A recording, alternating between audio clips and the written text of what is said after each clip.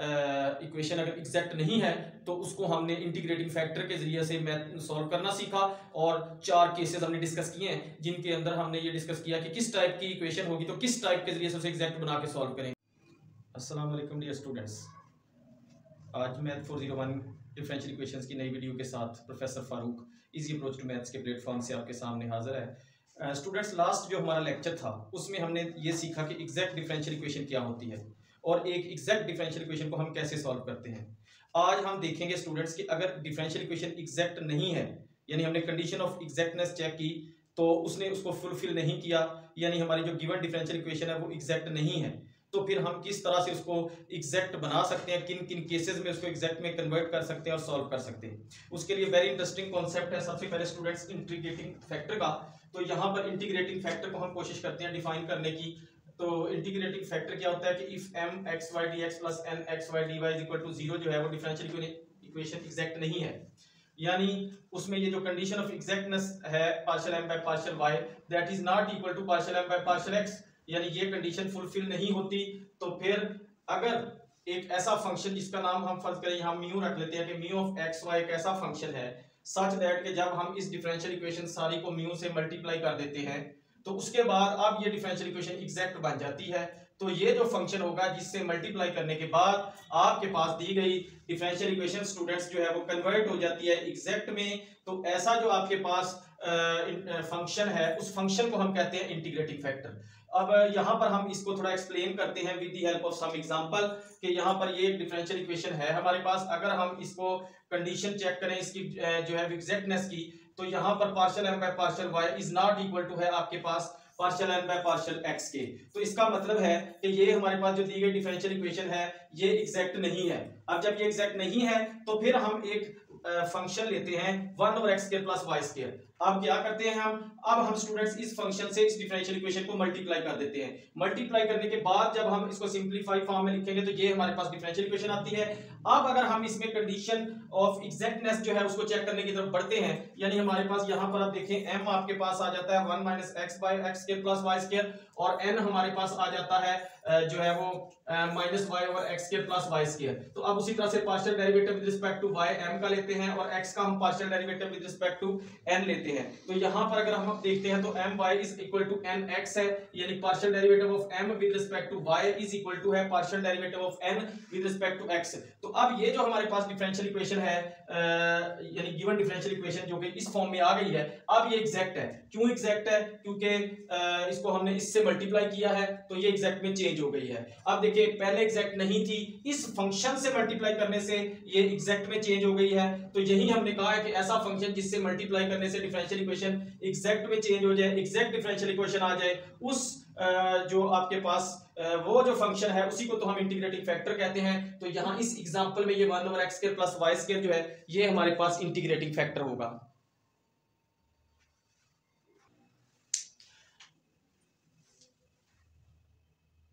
जी students, integrating factor हमने define कर लिया, हमें ये पता चल गया कि इंटीग्रेटिंग फैक्टर क्या है। अब अगली बात आ जाती है कि मेथड यानी किस तरीके से हम इंटीग्रेटिंग फैक्टर फाइंड करेंगे। देखिए स्टूडेंट, इसको एक तो पहली चीज तो ये है कि इंटीग्रेटिंग फैक्टर जो है ये एक जिसे कहते हैं कि कंडीशनल मामला है, यानी हर इक्वेशन जो एग्जैक्ट नहीं होगी उसके लिए इंटीग्रेटिंग फैक्टर फाइंड नहीं किया जा सकता। कुछ इक्वेशंस के लिए किया जा सकता है, कुछ के लिए जो है वो नहीं किया जा सकता। तो फिर सवाल ये पैदा होता है यहाँ पर कि कौन सी इक्वेशन के लिए इंटीग्रेटिंग फैक्टर किया जा सकता है फाइंड और किसके लिए नहीं किया जा सकता, और किस मेथड के तहत किस तरह का जो है वो इंटीग्रेटिंग फैक्टर आएगा, उसकी कैटेगराइजेशन किस तरह होगी। तो देखिए उसके लिए हमारे पास चंद बुनियादी असूल है, उन असूलों के मुताबिक हम चलेंगे। उस सांचे में उठा के हम कुछ चीजें डालेंगे तो जिस सांचे को वो मैच हो जाएगी उस सांचे के मुताबिक हमारे पास इंटीग्रेटिंग फैक्टर आएगा। मसलन सबसे पहला इसका जो मेथड है कि हम एक्सप्रेशन चेक करेंगे दी गई डिफरेंशियल इक्वेशन में से partial M by partial y minus partial N by partial x over N, यानी हम M y minus N x over N का आंसर कैलकुलेट करेंगे partial M by partial y minus partial N by partial x over N. ठीक है जी, अगर तो ये आपके पास आंसर यानी इसको सिंपलीफाई करने के बाद कैलकुलेट करने के बाद जो आंसर है वो सिर्फ और सिर्फ फंक्शन ऑफ एक्स ओनली हो, is a function of x only, यानी उसमें सिर्फ और सिर्फ एक्स आ रहा हो उस एक्सप्रेशन में, तो फिर इंटीग्रेटिंग फैक्टर फाइंड करने का जो तरीका होगा यानी म्यू इज इक्वल टू होगा e की power integration of m y minus n x over n dx। ठीक है जी। तो अब उसके बाद इसको हम एक एग्जांपल की मदद से अंडरस्टैंड करने की कोशिश करेंगे। देखिए हमारे पास क्वेश्चन है कि solve the given differential equation है dy by dx is equal to minus times 3xy plus y square over x square plus xy। अब इस गिवन डिफरेंशियल इक्वेशन को हम कैसे लिख सकते हैं? हम इसको लिख सकते हैं जी 3xy plus y square into dx plus x square plus x y into d y. कैसे लिख सकते हैं इस फॉर्म में? जस्ट क्रॉस मल्टीप्लाई किया और दोनों एक्सप्रेशन एक ही साइड पे इकट्ठे किए। अब यहाँ से बाकी तरीका हमने किया हुआ है, यानी हमने एम एन लिया, एम वाई और एम एन जो है ना उसका आंसर बराबर नहीं आया, तो ये इसके लिए हमने लास्ट लेक्चर में काफी डिटेल से बात की थी। तो ये अब हमें पता चल गया कि एग्जैक्ट नहीं है। अब उसके बाद फिर हम क्या करेंगे? पहले हम सबसे पहला काम M y minus N x over N, यानी एम वाई की वैल्यू माइनस एन एक्स की वैल्यू डिवाइडेड बाय एन, ये हमने जब की है तो अब उसके बाद हमारे पास जो आंसर आया सिंपलीफाई होने के बाद वो है जी 1 ओवर एक्स। अब 1 ओवर एक्स क्या है? This is the function of x only. तो इसका मतलब है ये फॉल करेगी फर्स्ट कैटेगरी में, ठीक है जी। तो फिर इसका इंटीग्रेटिंग फैक्टर कैसे आएगा? e की पावर यही इसी एक्सप्रेशन इंटीग्रेशन e की पावर इंटीग्रेशन इनटू यही एक्सप्रेशन जो हमने चेक किया है इनटू dx। तो वो जब हमने e की power integration 1 over x into dx रखा है तो यहाँ पे 1 ओवर x की इंटीग्रेशन ln x होती है, और e और ln नेचुरल लॉग और e एक दूसरे का रिवर्स होते हैं, इनवर्स होते हैं, कैंसिल आउट होके हमारे पास इंटीग्रेटिंग फैक्टर आ गया x। अब हम क्या करेंगे? अब हम इस पूरी इक्वेशन को नेक्स्ट इंटीग्रेटिंग फैक्टर से मल्टीप्लाई कर देंगे। तो हमने इसको मल्टीप्लाई किया, अगेन हमने m और n लिया, उसी तरह से हमने अब उसकी जो है वो एम वाई और एन एक्स जो है वो कैलकुलेट की। अब हमने देखा कि वो दोनों बराबर आ गई है, इक्वेशन एग्जैक्ट बन गई है। बाकी हमने हल उसी प्रोसेस से कर लिया स्टूडेंट्स, जिस प्रोसेस से हम लास्ट जो है वो हमने इक्वेशन लास्ट लेक्चर में हमने कर लिया था। अभी हम जस्ट रिवीजन के लिए चले इसी एग्जांपल को थोड़ा सा अंडर ऑब्जर्वेशन रख लेते हैं कि हमने यहाँ पर सबसे पहले, फिर उसके बाद f की एग्जिस्टेंस आ जाती है जो कि दो कंडीशंस को सेटिस्फाई करता है। पहली कंडीशन होती है partial f by partial x is equal to m, दूसरी होती है partial f by partial y is equal to n। तो अब यहाँ पर आपके पास partial f by partial x जो है इज इक्वल टू m के बराबर रख दिया, partial f by partial y जो है वो हमने n के बराबर रखा। फिर उसके बाद हमने जब f फाइंड करना है तो हम इसको अगर पार्शियल डेरिवेशन को दूसरी तरफ लेके जाएंगे, it will be change into integration and integration with respect to the x। तो यहाँ पे अब इसकी integration with respect to x होगी, इसकी भी integration with respect to x होगी। जब हम इसकी integration with respect to x करेंगे तो यहाँ से ये 3y हमारे पास बाहर आ गया, और हमारे पास जो इंटीग्रेशन है वो जस्ट x स्क्वायर की रह गई। यहाँ से y स्क्वायर बतौर कांस्टेंट बिहेव करेगा, बाहर आ जाएगा इंटीग्रेशन से, इंटीग्रेशन जस्ट x की रह गई। हमने इसको इंटीग्रेट किया, x स्क्वायर की integration x cube over 3 plus y square, वैसे ही x की integration x square over 2 plus constant of integration हम ऐड करते हैं जस्ट फंक्शन ऑफ y जिसका नाम हम h रखते हैं। देन उसके बाद अब इस h को फाइंड करने के लिए हम दूसरी कंडीशन को जो है ना वो अपने इस्तेमाल में लाते हैं, उसका फायदा उठाते हैं, जो कि ये कहती है कि partial f by partial y is equal to n। तो इसी f का हम पार्शियल डेरिवेटिव लेते हैं विद रिस्पेक्ट टू y, और वो हमारे पास n के इक्वल आता है। n की वैल्यू रखी, दोनों टर्म्स कैंसिल आउट होके h डैश ऑफ y जो है दैट इज इक्वल टू 0, जिसको हमने दोनों साइड पे इंटीग्रेट किया तो h ऑफ y जो है ये हमारे पास आ गया है कांस्टेंट।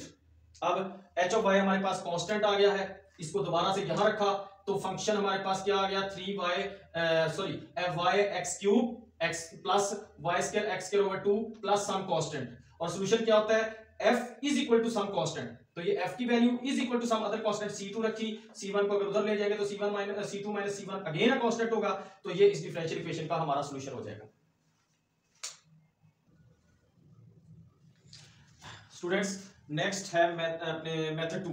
मेथड 2 किस चीज का है कि यानी सेकंड टाइप है हमारे पास इंटीग्रेटिंग फैक्टर फाइंड करने की। यानी अगर अब हमने सबसे पहले डिफरेंशियल इक्वेशन दी हुई थी, हमने उसकी जो है वो एम वाई एन एक्स मालूम किया, बराबर नहीं आए, एग्जैक्ट नहीं हुई, तो सबसे पहले फिर हमने M y minus N x over N check किया, वो फंक्शन ऑफ एक्स नहीं आया। फिर हम दूसरी अटेम्प्ट में जाके ये एक्सप्रेशन की वैल्यू चेक करेंगे कि N x minus M y over M का आंसर क्या आता है। अगर इसका आंसर फंक्शन ऑफ y आ जाता है, यानी पूरा y पे मुश्तमिल एक फार्मूला आपके पास आ जाता है, तो फिर इसकी जो है ना वो कैटेगरी 2 हो जाएगी, और फिर आप इंटीग्रेटिंग फैक्टर म्यू जो है वो फाइंड करेंगे e raise to power integration of nx minus my over m dy। इसको हम एग्जांपल से देखते हैं। देखें एग्जांपल है कि dx plus x over y minus sine y into dy is equal to 0। अब इस डिफरेंशियल इक्वेशन अगर देखें डिफरेंशियल इक्वेशन को, तो यहाँ पे m हमारे पास 1 है और n जो है ये x over y minus sine y है। my फाइंड किया हमने 0 आ गया, nx फाइंड किया तो वो हमारे पास इसका जब हमने डेरिवेटिव लिया विद रिस्पेक्ट टू x तो 1 ओवर y कांस्टेंट है, x का डेरिवेटिव 1 आ गया और इस सारे का डेरिवेटिव 0 आ गया। तो यहाँ से देखें my is not equal to nx, तो इसका मतलब है given differential equation not exact है, क्योंकि हमें पहले से पता है कि ये सेकंड केस है। तो हम direct nx minus my over m की वैल्यू कैलकुलेट करते हैं, वो हम देखते हैं कि 1 ओवर y आ जाती है which is the function of y only. तो इसका मतलब है integrating factor mu will be equal to e raise to power integration 1 over y dy। तो यहाँ से ये आपके पास e रेज़्ड पर ln y आता है, ln से e कैंसिल है, तो आपके पास यहाँ पर y आ जाता है जो है इंटीग्रेटिंग फैक्टर। अब उसके बाद हम इस y से जब मल्टीप्लाई कर देते हैं इस पूरी इक्वेशन को, तो हमारे पास ये इक्वेशन आ जाती है। इसमें से अगर हम m की वैल्यू लिखते हैं तो वो हमारे पास y है, n की वैल्यू ये है। अब हमने my और nx कैलकुलेट किया, वो बराबर आ गए। इसका मतलब है अब ये हमारे पास डिफरेंशियल इक्वेशन एग्जैक्ट है। अब इसको नेक्स्ट हम एग्जैक्ट डिफरेंशियल इक्वेशन के तरीके से ही जो है वो सॉल्व करेंगे, और वो तरीका हम पहले डिस्कस कर चुके हैं, तो बाकी इसको आप इजीली फिर उस तरीके से जो है वो सॉल्व कर सकते हैं। जी स्टूडेंट्स, मेथड 3 है कि अब आप गिवन इक्वेशन आपने चेक की, वो एग्जैक्ट नहीं है, फिर आपने उसे गौर किया कि होमोजीनियस इक्वेशन जो है वो होमोजीनियस है, और xm प्लस yn का जो आंसर बनता है वो नॉट इक्वल टू 0 है, तो फिर उसका जो इंटीग्रेटिंग फैक्टर है वो होगा 1 ओवर xm प्लस yn के मेथड से आएगा। देखिए मसलन डिफरेंशियल इक्वेशन आपके सामने लिखी हुई है, इसमें अगर आप देखें तो यहाँ पे m की वैल्यू जो है वो है x square y minus 2xy square, और आपके पास जो n की वैल्यू है वो है minus into x cube minus 3x square y। तो अब ये जो डिफरेंशियल इक्वेशन है ये इसको अगर हम m y और n x इसके चेक करते हैं तो ये एग्जैक्ट नहीं आती है। अब उसके बाद आगे हमने क्या प्रोसीड करना है, आगे प्रोसीड करने के लिए अगर हम इस इक्वेशन को देखें तो ये होमोजीनियस है थर्ड डिग्री की, होमोजीनियस थर्ड डिग्री की इक्वेशन ये आ रही है, और उसके साथ ही हमने xm प्लस yn का आंसर चेक किया है, वो भी हमारी कैलकुलेशन के बाद x स्क्वायर y स्क्वायर आता है, which is not equal to 0, तो ये फॉलो कर रही है मेथड 3 यानी कैटेगरी 3 में। इंटीग्रेटिंग फैक्टर म्यू जो होगा वो 1 ओवर xm प्लस yn यानी 1 over x square y square होगा। अब हम इस इंटीग्रेटिंग फैक्टर से इस डिफरेंशियल इक्वेशन को जो है वो मल्टीप्लाई कर देंगे, तो हमारे पास ये डिफरेंशियल इक्वेशन आ गई है सिंपलीफाई होने के बाद। इसमें अगर हम m की वैल्यू ले 1 over y minus 2 over x, और n है minus x over y plus 3 over y square, my calculate करें वो माइनस 1 ओवर y स्क्वायर है, nx कैलकुलेट करें वो माइनस 1 ओवर y स्क्वायर है, तो हमारे पास ये जो इक्वेशन है जो कि हमारे सामने है ये एग्जैक्ट हो गई, और इसको फिर हम एग्जैक्ट वाले मेथड से जो है वो सॉल्व कर लेंगे। उसके बाद मेथड 4 है कि अगर गिवन इक्वेशन हमारी थी वो हमने चेक की my और nx फाइंड किए इक्वल नहीं आए, इसका मतलब है गिवन डिफरेंशियल इक्वेशन जो है वो हमारी एग्जैक्ट नहीं है, तो फिर उसके बाद हमने ऑब्जर्व किया तो y into some function of x y d x plus x into some other function जिसका नाम हम जी रख लेते हैं लेट से, तो into d y is equal to 0, इस टाइप की इक्वेशन है, और x M minus y N का जवाब भी 0 के बराबर नहीं है, तो फिर mu is equal to 1 over x M minus y N के तरीका से हम उसका इंटीग्रेटिंग फैक्टर लेंगे। जैसा कि ये अगर हम देखें तो ये हमारे पास एक एग्जांपल दी हुई है, इसमें m हमारे पास है y into x y plus 2x square y square, और n है हमारे पास x into x y minus x square y square. अब इसमें हमने x M minus y N का आंसर कैलकुलेट किया, देखें तो वो हमारे पास आता है 3x क्यूब वाई क्यूब जो कि नॉट इक्वल टू 0 है, और उसके अलावा इक्वेशन भी y into function of x y plus x into function of x y type की है। तो फिर हम इसमें इंटीग्रेटिंग फैक्टर फाइंड करने के बाद अब हम इस इंटीग्रेटिंग फैक्टर को मल्टीप्लाई कर देंगे थ्रू आउट द इक्वेशन। यहाँ पे स्टूडेंट जब जिसको हमने चेक किया not equal to 0, mu is equal to 1 over वही एक्सप्रेशन जो है वो हमारा इंटीग्रेटिंग फैक्टर होगा, उससे हमने पूरी इक्वेशन को मल्टीप्लाई किया है और जस्ट सिंप्लीफाई किया, which is the easiest work for the students at the level of the BS. तो ये अब हमने सिंप्लीफाई करने के बाद हमारे पास ये इक्वेशन आ गई है। यहाँ से हम उसी तरह से m अगर लें वो है 1 over 3x square y plus 2 over 3x, और n की वैल्यू लें तो वो है 1 over 3xy square minus 1 over 3y। अब हम my कैलकुलेट करें अगर, यानी m का partial derivative with respect to y, तो ये स्टूडेंट देखिए 1 ओवर 3x जो है ये कांस्टेंट के तौर पे होगा, 1 ओवर y का डेरिवेटिव असल में हम लेंगे, y को ऊपर ले आएंगे, y की पावर -1 होगा, पावर रूल से इसका डेरिवेटिव लिया तो हमारे पास my का आंसर आ गया -1 over 3x square y square. इसी तरह से n हमारे पास है, उसका भी बिल्कुल उसी तरह से with respect to x partial derivative लिया, वो भी -1 over 3x square y square है। तो अब हमारे पास my is equal to nx आ गया है, यानी जो गिवन डिफरेंशियल इक्वेशन है वो एग्जैक्ट डिफरेंशियल इक्वेशन बन गई है। अब हम इसको एग्जैक्ट डिफरेंशियल इक्वेशन का जो मेथड है सॉल्व करने का उसके जरिए से सॉल्व करेंगे, जिसमें हम फंक्शन फाइंड करेंगे f, और फिर f of x y is equal to c के जरिए से हमारे पास सॉल्यूशन आ जाएगा। जी स्टूडेंट्स, अब हम अपने रिजल्ट्स को समराइज करते हैं। देखें सबसे पहले हमें एक इक्वेशन दी गई होगी क्वेश्चन की फॉर्म में पेपर में, mxy dx plus nxy dy is equal to 0। हमने चेक किया m और n को लेके my is not equal to nx आ गया, एग्जैक्ट नहीं है। तो सबसे पहले क्या करेंगे, my minus nx over n इसको चेक करेंगे, आया कि सम फंक्शन ऑफ x है, अगर तो ये फंक्शन ऑफ x है तो फिर हम इंटीग्रेटिंग फैक्टर इस मेथड के जरिए से फाइंड कर लेंगे, उसे मल्टीप्लाई करेंगे, इक्वेशन एग्जैक्ट बन जाएगी और सॉल्व कर लेंगे। अब अगर हमने चेक किया ये फंक्शन ऑफ x नहीं है, फिर हम सेकंड जो है ना वो लूप के सेकंड पॉइंट की तरफ जाएंगे कि हम nx minus my over m का आंसर चेक करेंगे, आया कि वो सम फंक्शन ऑफ y है, अगर है तो फिर हम इस मेथड से उसका इंटीग्रेटिंग फैक्टर फाइंड करेंगे, उससे मल्टीप्लाई करेंगे और सॉल्व करेंगे। अगर ये भी नहीं है तो फिर उसके बाद देखेंगे क्या इक्वेशन होमोजीनियस है और xm प्लस yn का आंसर नॉट इक्वल टू 0 है, तो फिर म्यू इज इक्वल टू 1 और xm प्लस yn जो है वो हमारा इंटीग्रेटिंग फैक्टर होगा, उससे मल्टीप्लाई करेंगे और सॉल्व कर देंगे। फिर उसके बाद अगर ये भी नहीं है तो फिर हम देखेंगे कि क्या इक्वेशन जो है वो इस टाइप की है, y into f of x y dx plus x into g of x y dy is equal to 0। अगर इस फॉर्म की है और xm माइनस yn का आंसर भी 0 के बराबर नहीं है तो फिर म्यू इज इक्वल टू 1 और xm माइनस yn जो है ना ये हमारा इंटीग्रेटिंग फैक्टर होगा, और फिर हम लोग इससे मल्टीप्लाई करने के बाद इक्वेशन को सॉल्व करते हैं। जी तो स्टूडेंट्स ये था हमारा आज का लेक्चर, जिसमें हमने जो है वो इक्वेशन अगर एग्जैक्ट नहीं है तो उसको हमने इंटीग्रेटिंग फैक्टर के जरिए से सॉल्व करना सीखा, और 4 केसेस हमने डिस्कस किए हैं जिनके अंदर हमने ये डिस्कस किया कि किस टाइप की इक्वेशन होगी तो किस टाइप के जरिए से उसे एग्जैक्ट बना के सॉल्व करेंगे। उम्मीद है आपको वीडियो पसंद आएगी। अगर पसंद आए वीडियो तो लाइक करें, शेयर करें और अपने दोस्तों तक भी इसे जो है ना वो पहुंचाएं, और चैनल को सब्सक्राइब करें और करवाएं। मिलेंगे इंशाल्लाह ताला नेक्स्ट वीडियो के साथ, तब तक के लिए अल्लाह हाफिज़।